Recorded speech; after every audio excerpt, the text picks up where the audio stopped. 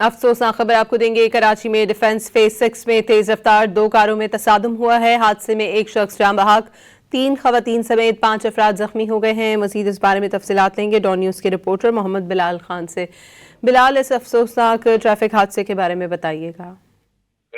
جی بالکل، دیکھیے defence phase 6 خیابان بدر road کے قریب تیز رفتار 2 گاڑیوں میں تصادم ہوا ہے۔ اس کے نتیجے میں ایک شخص جاں بحق ہوا ہے، جبکہ 3 خواتین سمیت 5 افراد زخمی ہوئے ہیں۔